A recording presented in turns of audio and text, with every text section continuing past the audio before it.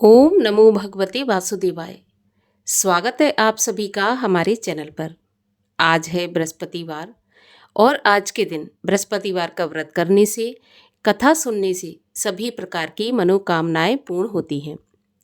अगर व्रत नहीं भी रख सकते तो भी कथा तो अवश्य सुननी चाहिए, क्योंकि कथा सुनने मात्र से ही भगवान बृहस्पति देव की कृपा से धन धान्य सुख सौभाग्य में वृद्धि होती है। तो कथा तो अवश्य ही सुननी चाहिए। और आज के वीडियो में हम आपको बृहस्पतिवार व्रत की कथा सुनाएंगे। तो अगर कथा पसंद आती है तो लाइक करके शेयर करिए, साथ ही साथ इसी प्रकार की व्रत कथाएं सुनने के लिए चैनल को भी सब्सक्राइब कर लीजिए। तो आइए शुरू करते हैं बृहस्पति देव की कथा। प्राचीन समय की बात है। भारत में एक राजा राज्य करता था। वह बड़ा प्रतापी और दानी था। वह नित्य प्रति मंदिर में भगवत दर्शन करने जाता था। ब्राह्मण और गुरु की सेवा किया करता था। उसके द्वार से कोई भी याचक निराश होकर नहीं लौटता था। प्रत्येक गुरुवार को व्रत रखता एवं पूजन करता था। हर दिन गरीबों की सहायता करता था। परंतु ये सब बातें उसकी रानी को अच्छी नहीं लगती थी। वह ना व्रत करती और ना किसी को एक भी पैसा दान में देती थी, और राजा से भी ऐसा करने को मना किया करती थी। एक समय की बात है। राजा शिकार खेलने वन को चले गए। घर पर रानी और दासी थीं। उस समय गुरु बृहस्पति साधु का रूप धारण करके राजा के दरवाजे पर भिक्षा मांगने आए। साधु ने रानी से भिक्षा मांगी तो वह कहने लगी, हे साधु महाराज, मैं इस दान पुण्य से तंग आ गई हूँ। इस कार्य के लिए तो मेरे पति देवी बहुत हैं। अब आप ऐसी कृपा करें कि सारा धन नष्ट हो जाए और मैं आराम से रह सकूं। साधु रूपी बृहस्पति देव ने कहा, देवी, तुम तो बड़ी विचित्र हो। संतान और धन से कोई दुखी नहीं होता, इसको सभी चाहते हैं। पापी भी पुत्र और धन की इच्छा करता है। अगर तुम्हारे पास धन अधिक है तो भूखे मनुष्यों को भोजन कराओ, प्याऊ लगवाओ, ब्राह्मणों को दान दो, धर्मशालाएं बनवाओ, कुआं, तालाब, बावड़ी, बाग, बगीचों आदि का निर्माण करवाओ, निर्धनों की कुंवारी कन्याओं का विवाह कराओ, साथ ही यज्ञ आदि करो। इस प्रकार के कर्मों से आपके कुल का और आपका नाम परलोक में सार्थक होगा एवं स्वर्ग की प्राप्ति होगी। परंतु रानी साधु की इन बातों से खुश नहीं हुई। उसने कहा, हे साधु महाराज, मुझे ऐसे धन की आवश्यकता नहीं जिसको मैं अन्य लोगों को दान दूं और जिसको रखने और संभालने में ही मेरा सारा समय नष्ट हो जाए। साधु ने कहा, देवी, यदि तुम्हारी ऐसी इच्छा है तो जैसा मैं तुम्हें बताता हूँ तुम वैसा ही करना। बृहस्पतिवार के दिन घर को गोबर से लीपना, अपने केशों को पीली मिट्टी से धोना, केशों को धोते समय स्नान करना। राजा से कहना वह हजामत करवाए। भोजन में मांस मदिरा खाना, कपड़ा धोबी के यहाँ धुलने डालना। इस प्रकार 7 बृहस्पतिवार करने से तुम्हारा सारा धन नष्ट हो जाएगा। ऐसा कहकर साधु महाराज रूपी बृहस्पति देव अंतर्ध्यान हो गए। रानी ने साधु के कहने के अनुसार 7 बृहस्पतिवार वैसा ही करने का विचार किया। साधु के बताए अनुसार करते हुए केवल 3 बृहस्पतिवार ही बीते थे कि उसकी समस्त धन संपत्ति नष्ट हो गई। भोजन के लिए दोनों समय परिवार तरसने लगा, सांसारिक भोगों से दुखी रहने लगा। तब वह राजा रानी से कहने लगा कि हे रानी, तुम यहाँ पर रहो, मैं दूसरे देश में जाता हूँ, क्योंकि यहाँ पर मुझे सभी मनुष्य जानते हैं, इसलिए मैं यहाँ पर कोई कार्य भी नहीं कर सकता। ऐसा कहकर राजा परदेश चला गया। वहाँ जंगल से लकड़ी काट कर लाता और शहर में बेचता। इस तरह जीवन व्यतीत करने लगा।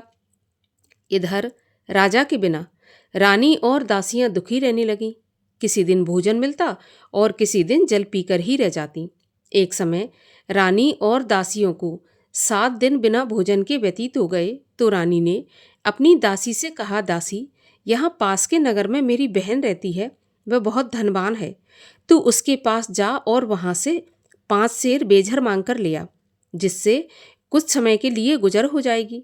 दासी रानी की बहन के पास गई। रानी की बहन उस समय पूजा कर रही थी। बृहस्पतिवार का दिन था। दासी ने रानी की बहन से कहा, रानी जी, मुझे आपकी बहन ने भेजा है, मुझे 5 सेर बेजर दे दो। दासी ने ये बात अनेक बार कही, परंतु रानी की बहन ने कोई उत्तर नहीं दिया, क्योंकि वह उस समय बृहस्पतिवार की कथा सुन रही थी। जब दासी को रानी की बहन से कोई उत्तर नहीं मिला तो वह बहुत दुखी हुई और उसे क्रोध भी आया। वह लौटकर रानी से बोली, रानी, आपकी बहन तो बहुत ही धनी स्त्री है, छोटे लोगों से तो बात भी नहीं करती। मैंने उससे कहा तो उसने मुझे कोई उत्तर नहीं दिया। मैं वापस चली आई। रानी बोली, दासी, इसमें उसका कोई दोष नहीं है। जब बुरे दिन आते हैं तब कोई सहारा नहीं देता। अच्छे बुरे का पता विपत्ति में ही लगता है। अब तो जो ईश्वर की इच्छा होगी वही होगा। ये सब तो हमारे भाग्य का दोष है। उधर रानी की बहन ने सोचा कि मेरी बहन की दासी आई थी, परंतु मैं उससे नहीं बोली, इससे वह बहुत दुखी हुई होगी। कथा सुनकर विष्णु भगवान का पूजन समाप्त करके वह अपनी बहन के घर आई और कहने लगी, बहन, मैं बृहस्पतिवार का व्रत कर रही थी, तुम्हारी दासी गई, परंतु जब तक कथा होती है तब तक ना उठते हैं और ना बोलते हैं, इसलिए मैं नहीं बोली। कहो दासी, क्यों गई थी? तो रानी बोली, बहन, हमारे घर पर अनाज नहीं था। वैसे तुमसे कोई बात छुपी नहीं है, इस कारण मैंने दासी को तुम्हारे पास 5 सेर बेजल लेने के लिए भेजा था। रानी की बहन बोली, बहन देखो, बृहस्पति भगवान सबकी मनोकामना पूरी करते हैं। देखो, शायद तुम्हारे घर में अनाज रखा हो। ऐसा सुनकर दासी घर के अंदर गई तो वहाँ पर उसे एक घड़ा बेझर का भरा मिल गया। तो उसे बड़ी हैरानी हुई, क्योंकि उसने एक एक बर्तन देख लिया था। उसने बाहर आकर रानी को बताया। दासी अपनी रानी से कहने लगी, रानी देखो, वैसे जब हमको अन्न नहीं मिलता तो हम रोज ही व्रत करते हैं। अगर इनसे व्रत की विधि और कथा पूछ ली जाए तो उसे हम भी किया करेंगे। दासी के कहने पर रानी ने अपनी बहन से बृहस्पतिवार व्रत के बारे में पूछा तो उसकी बहन ने बताया, बृहस्पतिवार के व्रत में चने की दाल और मुनक्का से विष्णु भगवान का केले की जड़ में पूजन करें और दीपक जलाएं, पीला भोजन करें तथा कथा सुनें। इस प्रकार करने से गुरु भगवान प्रसन्न होते हैं, अन्न, पुत्र, धन देते हैं और सभी मनोकामना पूर्ण करते हैं। व्रत और पूजन की विधि बताकर रानी की बहन अपने घर लौट आई। रानी और दासी दोनों ने निश्चय किया कि बृहस्पति देव भगवान का पूजन अवश्य करेंगे। 7 रोज के बाद जब बृहस्पतिवार आया तो उन्होंने व्रत रखा। घुड़साल में जाकर चना और गुड़ बीन लाई तथा उसकी दाल से केले की जड़ तथा विष्णु भगवान का पूजन किया। अब पीला भोजन कहाँ से आए? दोनों बड़ी दुखी हुई, परंतु उन्होंने व्रत किया था, इस कारण बृहस्पति भगवान प्रसन्न थे। एक साधारण व्यक्ति के रूप में वे 2 थालों में सुंदर पीला भोजन लेकर आए और दासी को देकर बोले, दासी, यह भोजन तुम्हारे और रानी के लिए है, तुम दोनों भोजन करना। दासी भोजन पाकर बड़ी प्रसन्न हुई और रानी से बोली, रानी जी, भोजन कर लो। रानी को भोजन आने के बारे में कुछ पता नहीं था, इसलिए वह दासी से बोली, जा तू ही भोजन कर, क्योंकि तू हमारी व्यर्थ में हंसी उड़ाती है। तो दासी बोली, एक व्यक्ति भोजन दे गया है। रानी कहने लगी, वह भोजन तेरे लिए दे गया है तो तू ही भोजन कर। दासी ने कहा, वह व्यक्ति हम दोनों के लिए 2 थालों में भोजन देकर गया है, इसलिए मैं और आप दोनों ही साथ साथ भोजन करेंगी। दोनों ने गुरु भगवान को नमस्कार करके भोजन प्रारंभ किया। उसके बाद वे प्रत्येक बृहस्पतिवार को गुरु भगवान का व्रत और पूजन करने लगी। बृहस्पति भगवान की कृपा से उनके पास धन हो गया, परंतु रानी फिर पहले की तरह से आलस करने लगी। तब दासी बोली, देखो रानी, तुम पहले भी इस प्रकार आलस करती थी, तुम्हें धन के रखने में कष्ट होता था, इस कारण सभी धन नष्ट हो गया। अब गुरु भगवान की कृपा से धन मिला है तो फिर तुम्हें आलस होता है। बड़ी मुसीबतों के बाद हमने ये धन पाया है, इसलिए हमें दान पुण्य करना चाहिए। भूखे मनुष्यों को भोजन कराओ, प्याऊ लगवाओ, ब्राह्मणों को दान दो, कुआं, तालाब, बावड़ी आदि का निर्माण करवाओ, मंदिर, पाठशाला बनवाकर दान दो, कुंवारी कन्याओं का विवाह करवाओ। धन को शुभ कार्यों में खर्च करो, जिससे तुम्हारे कुल का यश बढ़े और स्वर्ग प्राप्त हो तथा पितृ प्रसन्न हो। दासी की बात मानकर रानी इसी प्रकार के कर्म करने प्रारंभ कर दिए। उसका काफी यश फैलने लगा। एक दिन रानी और दासी आपस में विचार करने लगीं कि ना जाने राजा किस दशा में होंगे, उनकी कोई खोज खबर नहीं है। गुरु भगवान से उन्होंने प्रार्थना की और भगवान ने रात्रि में राजा को सपने में कहा कि हे राजा, उठ, तेरी रानी तुझको याद करती है, अब अपने देश को लौट जा। राजा प्रातःकाल उठा।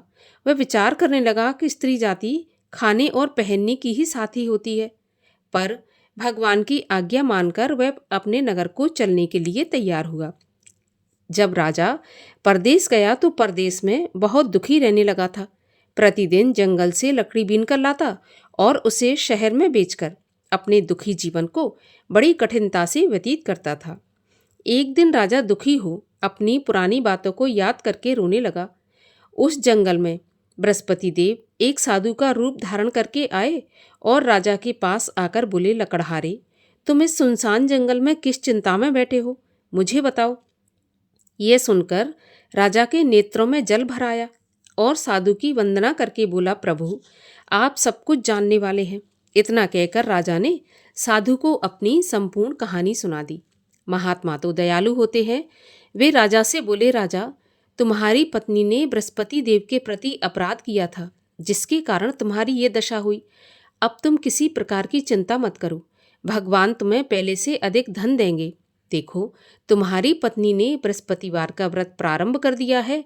अब तुम भी बृहस्पतिवार का व्रत करके चने की दाल और गुड़ जल के लोटे में डालकर केले का पूजन करो। फिर कथा कहो या सुनो, भगवान तुम्हारी सभी मनोकामनाओं को पूर्ण करेंगे। साधु को प्रसन्न देखकर राजा बोला, प्रभु, मुझे लकड़ी बेचकर इतना पैसा नहीं बचता जिससे भोजन करने के उपरांत कुछ बचा सकूं। मैंने रात्रि में अपनी रानी को व्याकुल देखा है। मेरे पास कोई साधन नहीं जिससे उसका समाचार जान सकूं, और फिर मैं बृहस्पति देव की क्या कहानी कहूं, ये भी मुझको मालूम नहीं है। तो साधु ने कहा, राजा, तुम किसी बात की चिंता मत करो। बृहस्पतिवार के दिन रोज की तरह लकड़ियां लेकर शहर में जाओ। तुम्हें रोज से दुगना धन प्राप्त होगा, जिससे तुम भली भांति भोजन कर लोगे और बृहस्पति देव की पूजा का सामान भी आ जाएगा। और बृहस्पतिवार की कहानी भी इस प्रकार से है। प्राचीन काल में एक बहुत ही निर्धन ब्राह्मण था। उसके कोई संतान नहीं थी। वह नित्य पूजा पाठ करता, परंतु उसकी स्त्री बहुत मलिनता के साथ रहती। वह न स्नान करती और न किसी देवता का पूजन करती। प्रातःकाल उठते ही सबसे पहले भोजन करती, बाद में कोई अन्य काम करती। ब्राह्मण देवता बहुत दुखी रहते थे। पत्नी को बहुत समझाते, परंतु उसका कोई परिणाम न निकलता। भगवान की कृपा से ब्राह्मण की स्त्री की कन्या उत्पन्न हुई। वह कन्या अपने पिता के घर में बड़ी होने लगी। वह बालिका प्रातः स्नान करके भगवान विष्णु का जप करती, बृहस्पतिवार का व्रत भी करने लगी। पूजा पाठ समाप्त करके स्कूल जाती तो अपनी मुट्ठी में जौ भर के ले जाती और पाठशाला के मार्ग में डालती जाती। वही जौ स्वर्ण के हो जाते तो लौटते समय उनको बीनकर घर ले आती। एक दिन वह बालिका सूप में उन सोने के जौ को फटक कर साफ कर रही थी। तभी उसकी माँ ने देख लिया और कहा, बेटी, सोने के जौ को फटकने के लिए सोने का सूप होना चाहिए। दूसरे दिन गुरुवार था। इस कन्या ने व्रत रखा और बृहस्पति देव से प्रार्थना करके कहा कि प्रभु, यदि मैंने सच्चे मन से आपकी पूजा की हो तो मुझे सोने का सूप दे दो। बृहस्पति देव ने उसकी प्रार्थना स्वीकार कर ली। रोजाना की तरह वह कन्या जौ फैलाती हुई स्कूल चली गई। स्कूल से लौटकर जब वह जौ बीन रही थी तो बृहस्पति देव की कृपा से उसे सोने का सूप मिला। उसे वह घर ले आई और उसमें जौ साफ करने लगी, परंतु उसकी माँ का वही ढंग रहा। एक दिन की बात है, वह कन्या सोने के सूप में जौ साफ कर रही थी। उस समय उस नगर का राजकुमार वहां से होकर निकला। इस कन्या के रूप और कार्य को देखकर उस पर मोहित हो गया और राजमहल में आकर भोजन तथा जल त्याग कर उदास होकर लेट गया। जब राजा को राजकुमार द्वारा अन्न जल त्यागने का समाचार ज्ञात हुआ तो अपने मंत्रियों के साथ अपने पुत्र के पास गए और बोले, बेटा, तुम्हें किस बात का कष्ट है? किसी ने अपमान किया है अथवा कोई और कारण है? मुझे बताओ, मैं वही करूँगा जिससे तुम्हें प्रसन्नता हो। तो राजकुमार ने अपने पिता की बातें सुनी तो बोला, मुझे आपकी कृपा से किसी बात का दुख नहीं है। किसी ने मेरा अपमान नहीं किया, परंतु मैं उस लड़की के साथ विवाह करना चाहता हूँ जो सोने के सूप में जौ साफ कर रही थी।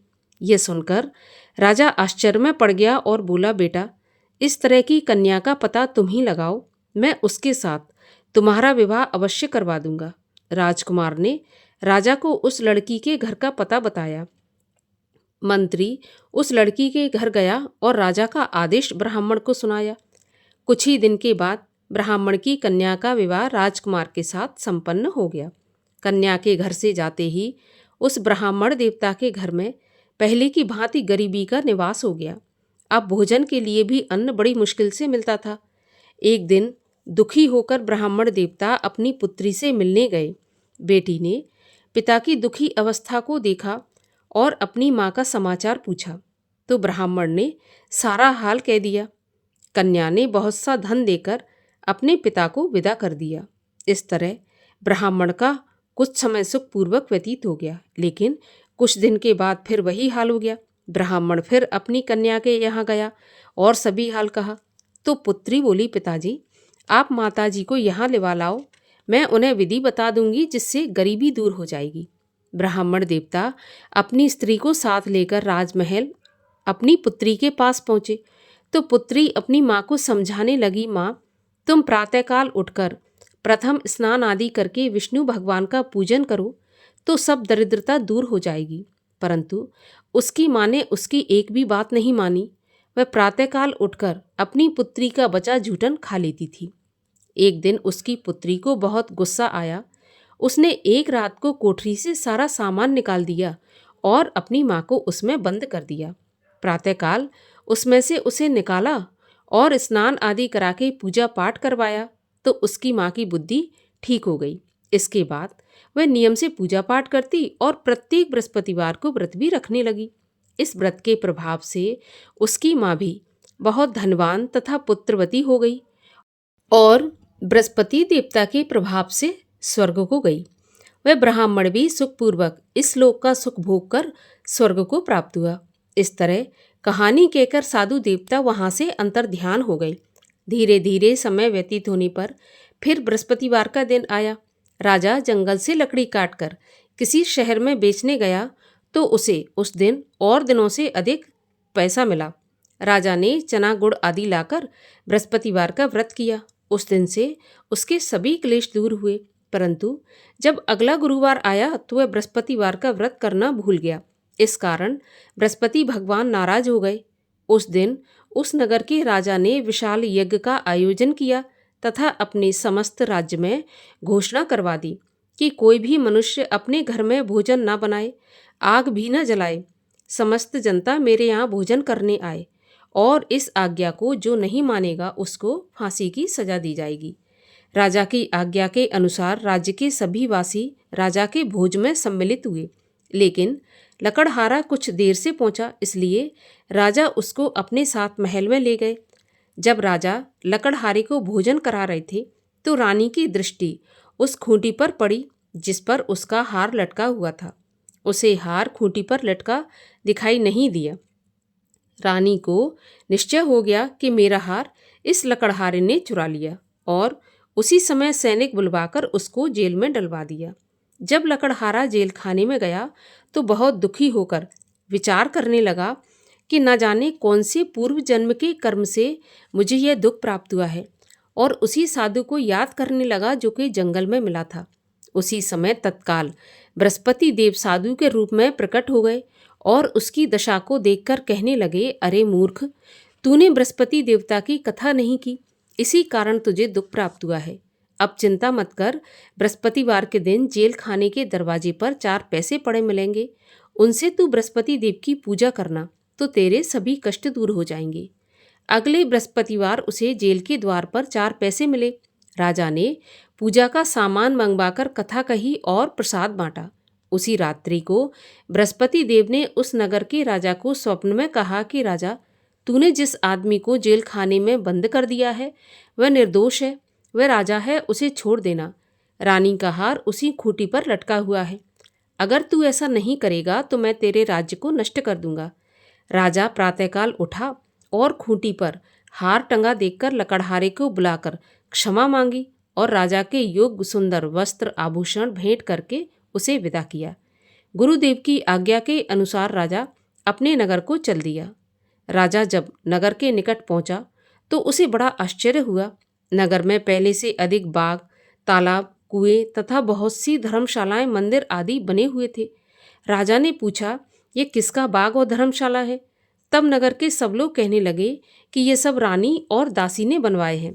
तो राजा को आश्चर्य हुआ और गुस्सा भी आया। जब रानी ने यह खबर सुनी कि राजा आ रहे हैं, तो उसने अपनी दासी से कहा कि दासी, देख राजा हमको कितनी बुरी हालत में छोड़ गए थे। हमारी ऐसी हालत देखकर वह लौट न जाए, इसलिए तू दरवाजे पर खड़ी हो जा। रानी की आज्ञा के अनुसार दासी दरवाजे पर खड़ी हो गई। जब राजा आए तो उन्हें अपने साथ महल में लिवा लाई। तब राजा ने क्रोध करके अपनी तलवार निकाली और पूछने लगा, बताओ यह धन तुम्हें कैसे प्राप्त हुआ है? तब रानी ने बताया, हमें यह सब धन बृहस्पति देव के व्रत के प्रभाव से प्राप्त हुआ है। राजा ने निश्चय किया, 7 रोज बाद तो सभी बृहस्पति देव का पूजन करते हैं, परंतु मैं रोजाना दिन में 3 बार कथा कहा करूँगा और रोज व्रत किया करूँगा। अब हर समय राजा के दुपट्टे में चने की दाल बंधी रहती और दिन में 3 बार कथा कहता। एक दिन राजा ने विचार किया कि चलो अपनी बहन के यहाँ हो आऊँ। इस तरह निश्चय कर राजा घोड़े पर सवार हो अपनी बहन के यहाँ चल दिया। मार्ग में उसने देखा कि कुछ आदमी एक मुर्दे को लिए जा रहे हैं। उन्हें रोककर राजा कहने लगा, अरे भाइयों, मेरी बृहस्पतिवार की कथा सुन लो। तो वे बोले, लो, हमारा तो आदमी मर गया, इसको अपनी कथा की पड़ी है। परंतु कुछ आदमी बोले कि अच्छा कहो, हम तुम्हारी कथा भी सुनेंगे। राजा ने दाल निकाली और कथा कहनी शुरू कर दी। जब कथा आदि हुई थी तो मुर्दा हिलने लगा, और जब कथा समाप्त हुई तो राम राम करके वह मुर्दा उठकर खड़ा हो गया। राजा आगे बढ़ा, उसे चलते चलते शाम हो गई। आगे मार्ग में उसे एक किसान खेत में हल चलाता मिला। राजा उससे बोला, अरे भैया, तुम मेरी बृहस्पतिवार की कथा सुन लो। तो किसान बोला, जब तक मैं तेरी कथा सुनूंगा तब तक 4 हरैया जोत लूंगा। जा अपनी कथा किसी और को सुनाना। राजा आगे चलने लगा। राजा के हटते ही बैल पछाड़ खाकर गिर गए और किसान के पेट में बहुत जोर से दर्द होने लगा। उसी समय किसान की पत्नी रोटी लेकर आई। उसने जब यह देखा तो अपने पुत्र से सब हाल पूछा और बेटे ने सभी हाल बता दिया। तो बुढ़िया दौड़ी दौड़ी उस घुड़सवार के पास गई और उससे बोली, मैं तेरी कथा सुनूंगी, तू अपनी कथा मेरे खेत पर चलकर ही कहना। राजा ने लौटकर बुढ़िया के खेत पर जाकर कथा कही, जिसके सुनते ही बैल उठकर खड़े हो गए तथा किसान के पेट का दर्द भी बंद हो गया। राजा अपनी बहन के घर पहुंच गया। बहन ने भाई की खूब मेहमानी की। दूसरे रोज प्रातःकाल राजा जगा तो वह देखने लगा कि सब लोग भोजन कर रहे हैं। राजा ने अपनी बहन से पूछा, ऐसा कोई मनुष्य है जिसने भोजन नहीं किया हो, जो मेरी बृहस्पतिवार की कथा सुन ले? तो बहन बोली, भैया, यह देश ऐसा ही है। पहले यहाँ के लोग भोजन करते हैं, बाद में अन्य काम करते हैं। अगर पड़ोस में कोई हो तो मैं देख कर आती हूँ। ऐसा कहकर बहन देखने चली गई, परंतु उसे कोई ऐसा व्यक्ति नहीं मिला जिसने भोजन नहीं किया हो। अतः वह एक कुम्हार के घर गई जिसका लड़का बीमार था। उसे मालूम हुआ कि उनके यहाँ 3 रोज से किसी ने भोजन नहीं किया। तो रानी ने अपने भाई की कथा सुनने के लिए कुम्हार से कहा और वह कुम्हार तैयार हो गया। राजा ने जाकर बृहस्पतिवार की कथा कही, जिसको सुनकर उसका लड़का ठीक हो गया। अब तो राजा की प्रशंसा होने लगी। एक दिन राजा ने अपनी बहन से कहा कि बहन, हम अपने घर को जाएंगे, तुम भी तैयार हो जाओ। तो राजा की बहन ने अपनी सास से अपने भाई के साथ जाने की आज्ञा मांगी। तो सास बोली कि चली जा, परंतु अपने लड़कों को मत ले जाना, क्योंकि तेरे भाई के तो कोई संतान नहीं है। बहन ने अपने भाई से कहा, भैया, मैं तो चलूंगी पर कोई बालक नहीं जाएगा। राजा ने कहा, जब कोई बालक नहीं चलेगा तो तुम क्या करोगी? बड़े दुखी मन से राजा अपने नगर को लौट आया। राजा ने अपनी रानी से कहा, हम निर्वंशी राजा हैं, हमारा मुंह देखने का भी धर्म नहीं है, और बिना भोजन आदि किए शैया पर लेट गया। रानी बोली, हे प्रभु, बृहस्पति देव ने हमें सब कुछ दिया है, वे हमें संतान भी अवश्य देंगे। उसी रात को बृहस्पति देव ने राजा को स्वप्न में कहा, राजा उठ, सभी सोच त्याग दे, तेरी रानी गर्भवती है। राजा को यह जानकर बड़ी खुशी हुई और 9वें महीने रानी के गर्भ से एक सुंदर पुत्र पैदा हुआ। तब राजा बोला, हे रानी, स्त्री बिना भोजन के रह सकती है, परंतु बिना कहे नहीं रह सकती। जब मेरी बहन आए तो तुम उससे कुछ कहना मत। तो रानी ने सुनकर हाँ कर दी। जब राजा की बहन ने यह शुभ समाचार सुना तो बहुत खुश हुई और बधाई लेकर अपने भाई के यहाँ आई। तभी रानी ने कहा, घोड़ा चढ़ाकर नहीं आई, गधा चढ़ी आई। तो राजा की बहन बोली, भाभी, मैं इस प्रकार ना कहती तो तुम्हें औलाद कैसे मिलती। बृहस्पति देव ऐसे ही है, जैसी जिसके मन में कामना है सभी को पूर्ण करते हैं। जो सद्भावना पूर्वक बृहस्पतिवार का व्रत करता है एवं कथा पढ़ता है अथवा सुनता है और दूसरों को सुनाता है, बृहस्पति देव उसकी सभी मनोकामना पूर्ण करते हैं। बृहस्पति देव उनकी सदैव रक्षा करते हैं। जो संसार में सद्भावना से गुरुदेव का पूजन एवं व्रत सच्चे हृदय से करते हैं, उनकी सभी मनोकामनाएं पूरी होती हैं। जैसी सच्ची भावना से रानी और राजा ने बृहस्पति देव की कथा का गुणगान किया तो उनकी सभी इच्छाएं बृहस्पति देव ने पूर्ण की थीं। इसलिए सबको कथा सुनने के बाद प्रसाद लेकर जाना चाहिए और हृदय से उनका मनन करते हुए जयकारा बोलना चाहिए। बोलिए बृहस्पति भगवान की जय। और आइए अब करें बृहस्पति देव की आरती। ओम जय बृहस्पति देवा, स्वामी जय बृहस्पति देवा। छिन्न छिन्न भोग लगाऊं, कदली फल मेवा। ओम जय बृहस्पति देवा। तुम पूर्ण परमात्मा, तुम अंतर्यामी, जगत पिता जगदीश्वर, तुम सबके स्वामी। ओम जय बृहस्पति देवा। चरणामृत निज निर्मल, सब पातक हरता, सकल मनोरथ दायक, कृपा करो भरता। ओम जय बृहस्पति देवा।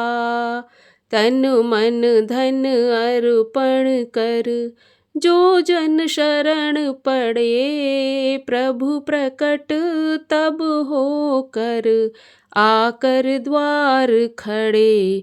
ओम जय बृहस्पति देवा।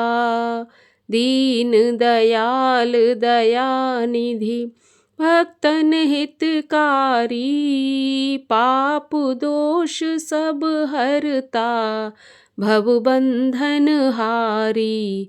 ओम जय बृहस्पति देवा। सकल मनोरथ दायक, सब संशय हारो, विषय विकार मिटाओ, संतन सुखकारी। ओम जय बृहस्पति देवा। जो कोई आरती प्रभु की, प्रेम सहित गावे, जेठानंद आनंद कर, सो निश्चय पावे। ओम जय बृहस्पति देवा। बोलिए विष्णु भगवान की जय, बृहस्पति देव भगवान की जय।